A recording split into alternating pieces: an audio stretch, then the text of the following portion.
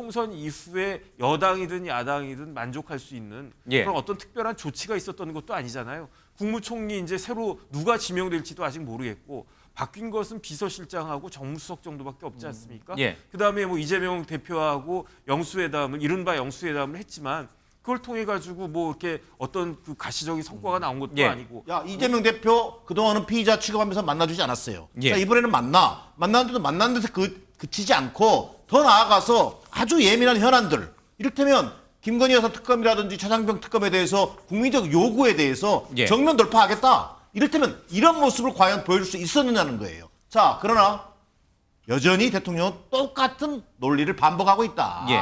자, 그런 속에서 어떻게 국정운영 지지율이라고 하는 것이 오를 수 있겠느냐. 자, 리얼미터 정기 여론조사 지지율이 지금 화면에 나가고 있습니다. 부정답이 65.5%, 긍정답이 30.3%.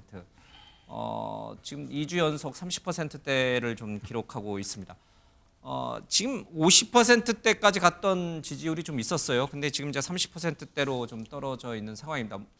갤럽 여론조사에서는 사실 저거보다 더 낮은 20%대 지지율도 좀 나왔습니다. 그래서 역대 그러니까 대통령 임기 중에 최저 지지율을 좀 기록을 했는데 왜 이렇게 대통령 지지율이 반등하지 못할까? 왜 이렇게 낮은 수준이 이어지고 있을까? 원인 분석을 한다면 어떤 걸 가장 첫 번째 원인으로 꼽을 수 있을까요? 일단 뭐 첫 번째 무조건 경제죠, 뭐. 경제요? 예, 이번 총선 민의에서 드러난 거 보면 정말 민주당에서 얘기했던 것처럼 좀 못 살겠다. 왜냐하면 고물가, 고금리 이런 것들이 굉장히 힘든 상황이거든요. 특히 그 지난 문재인 정부 때 보면 집값이 계속 상승하면서 영끌족이라는 게 있었습니다. 예. 특히 MZ세대 3040들이 정말 영혼까지 끌어모아가지고 집 사고 있었거든요. 그런데 이것이 고금리가 되면 어마어마한 이자병으로 돌아올 수밖에 없고 특히 또 고물가가 되면 실질적인 받는 명목임금은 그대로인데 물가가 올라가면 기본적으로 무조건 실질임금이 떨어지게 되니까 다 가난해지게 되는 거거든요. 아마 그런 것들에 대한 평가가 높았고요.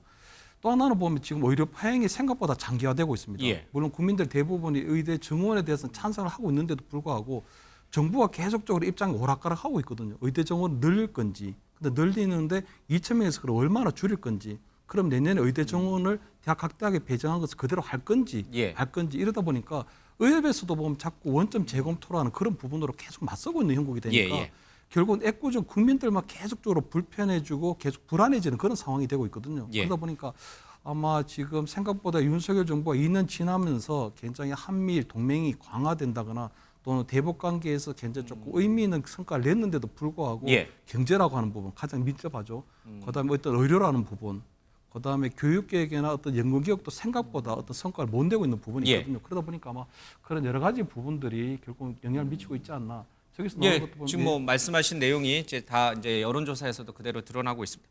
그런데 최근에 나온 그 우리나라 1분기 GDP 실적을 보면은 GDP 성장률이 1.3%, 그러니까 예상을 깜짝 넘는 수치예요. 0% 저성장에서 좀 벗어나서 OECD에서는 우리나라의 올해 연간 성장률 목표치를 2.6%까지 굉장히 또 높게 이제 상향 조정하는 그런 일도 있었습니다. 성적표 실적 수출도 좋고 성적표는 괜찮다. 이게 지금 정부의 입장이에요. 근데 방금 여론조사 이유 쭉 나왔습니다만은 경제 민생 물가에서 너무 낙제점을 받고 있으니까 이 대통령 지지율이 안 오르는 거란 말이에요. 이거 괴리인가요? 실제 성적표는 좋은데 국민이 체감하지 못해서 그런 건가? 아니면 저 성적표에 뭔가 문제가 있는 건가? 객관적인 지표하고요. 예. 그다음에 나가서 호박 하나 샀을 때 1,000원짜리가 4,000원 되고 지금 그런 형편 아니겠습니까? 예. 그러니까 구체적인 그 피부에 와닿는 것들은 아직까지는 좀 한계가 있는 것이 아닌가. 저는 그런 생각이 들고요. 그다음에 이제 경제도 경제지만 그다음 조금 전에 나왔던 여러 가지 그 지표에는 안 나왔지만 제가 봤을 때 지금 대통령의 지지율이 저렇게 하향세로 계속 유지할 수밖에 없는 거는 가장 큰 이유는 총선에 졌기 때문이라고 생각을 해요.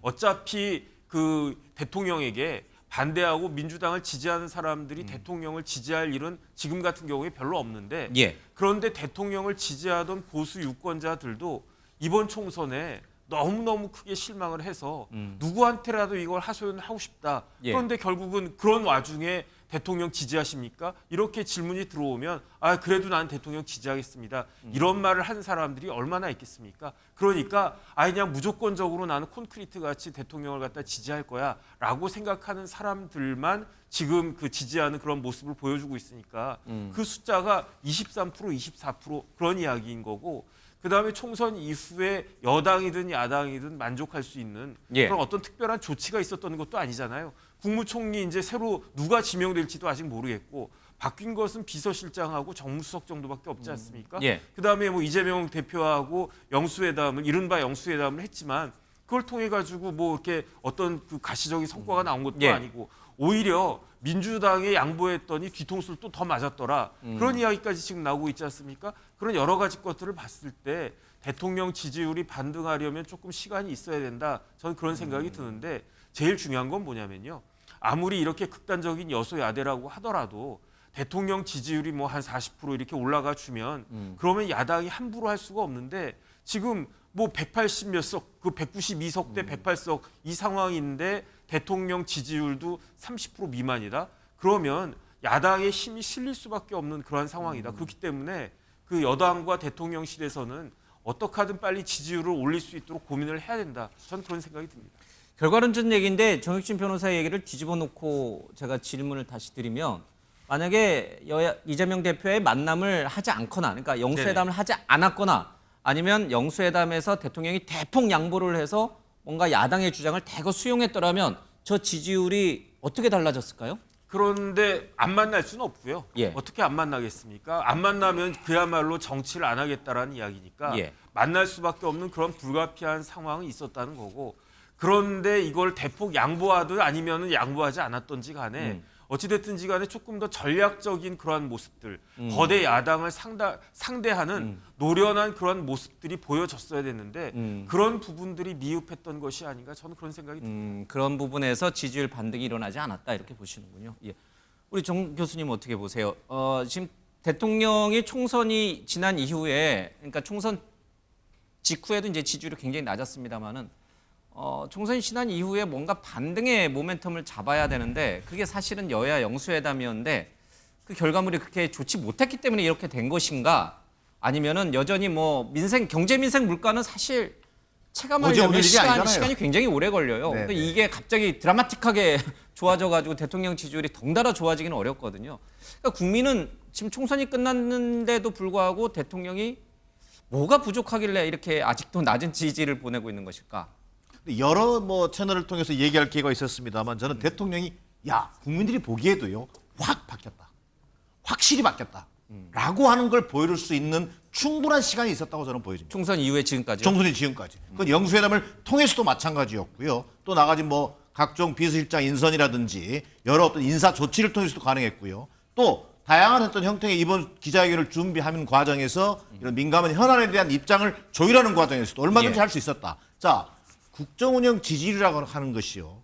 정말 이렇게 늘 비관적인 것이 아니라 하나는 평가가 있는 겁니다. 총선에 대한 평가, 그동안의 집권 2년에 대한 어떤 경제 민생 물가라는 데 있어서 어떤 어려움 이런 것들이 평가가 반영된 거예요. 더 나아가서 또 하나가 있는 게 뭐냐면 요소가 기대감이라는 게 있는 겁니다. 자, 대통령이 좀 뭔가 바뀔 가능성이 있다. 그동안에 뭐 불통과 오만의 어떤 이미지였다면 총선 끝나고 나는 거 보니까 정치하는 대통령 되겠다고 하질 않나. 야, 이재명 대표 그동안은 피의자 취급하면서 만나주지 않았어요. 예. 자, 이번에는 만났는데도 만난 데서 그치지 않고 더 나아가서 아주 예민한 현안들 이를테면 김건희 여사 특검이라든지 최상병 특검에 대해서 국민적 요구에 대해서 예. 정면 돌파하겠다. 이를테면 이런 모습을 과연 보여줄 수 있었느냐는 거예요. 자, 그러나 여전히 대통령은 똑같은 논리를 반복하고 있다. 예. 자, 그런 속에서 어떻게 국정운영 지지율이라고 하는 것이 오를 수 있겠느냐. 대단히 미안한 얘기지만 지금 대통령이 보여준 방식으로 국정운영 지지율의 반등을 저는 기대하기 어렵다고 보여집니다. 예, 알겠습니다. 자, 김지호 부대변인, 그 대통령 지지율 얘기를 좀 했었는데, 지금 이제 침 이준영 기자회견도 사실은 이제 달라진 모습을 보여준다는 차원에서 이제 준비된 것이다 이렇게 이제 얘기를 하셨거든요. 이런 것들을 좀 자꾸 하면 그런 것들이 누적이 돼서 좀 지지율이 나중에 좀 반등할 여지는 있다고 보지 않습니까?